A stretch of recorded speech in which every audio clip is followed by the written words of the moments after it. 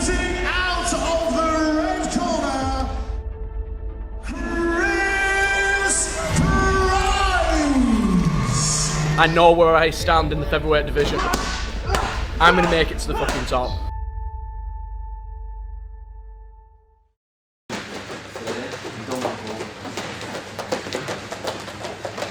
I love like all the aspects of the sport, like the fact that it's mixing in different martial art disciplines. The fact that, you know, it's pretty much like a real fight, like a no holds barred fight almost. It just shows like who the better man is, and you've got to have the ability to keep going when it hurts, that ability to keep going when things aren't going your way. I find it fun. I love it. I love getting in the cage and I love fighting. It's one of them things that I enjoy doing. If you don't love it, you ain't gonna go far. Seen it on the video, but me at the time being a kid, I'm just looking at him thinking, oh, this guy's a lot older than me. He's jacked, but for some reason I was just dead calm. Into this contest. Slightly lopsided record though for the Martial Fitness Academy man.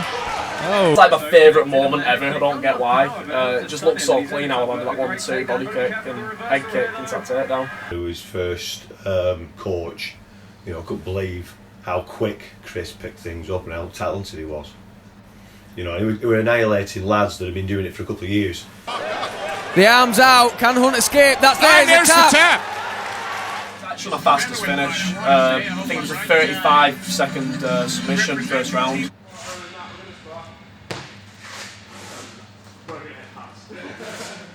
At one point I was considered in the top 10 in the country as an amateur, and in my opinion I wasn't top 10, I was top 5, top 3.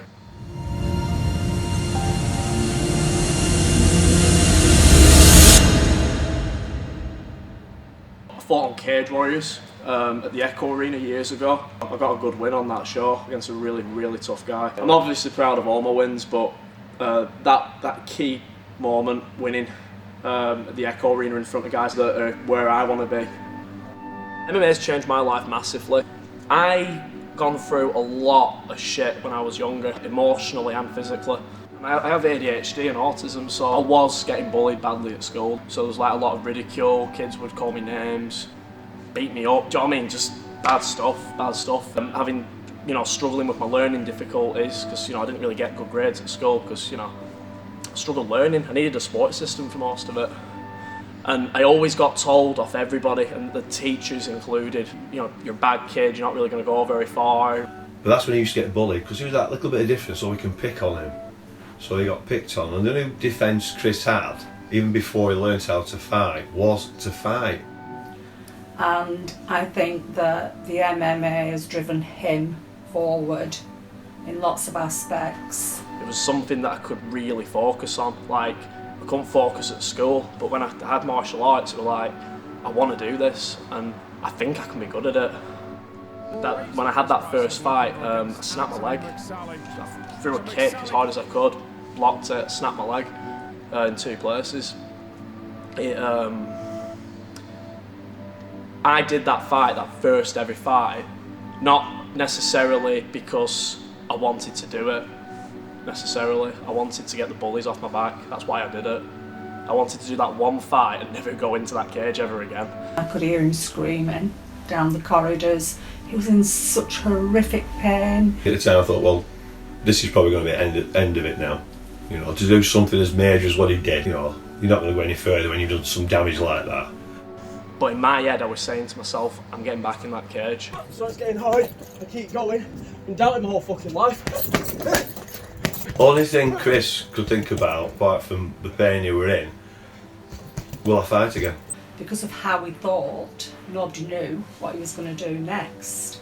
I remember being in that cage, everybody's watching me, the adrenaline, the craziness to it.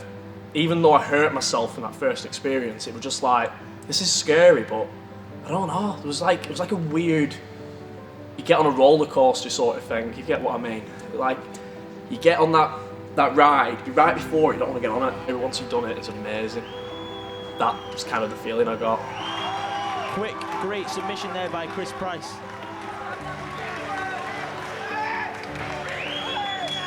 I just want to be UFC World Champion, or Bellator. world champion, 1FC world champion. That's literally all I want. Once I've done that, I want to have my own gym and, you know, produce fighters for the future, and I just want to have a really good life, to be honest with you.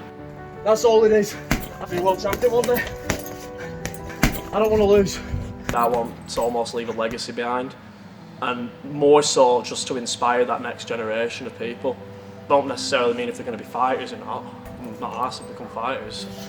I'm asked about them kids that are getting bullied, them kids that are, you know, going through a hard time. If you don't go through struggle, you ain't gonna be a tough person. Like, there's a saying, isn't there? Tough times don't last, tough people do. I do believe if you go through a lot of hardship, you're gonna come out on top half the time. It was emotional, man. It was emotional. Like, I cried. You know, it's a big point in my life, like a big achievement. I've been working for this since I was a kid getting bullied at school.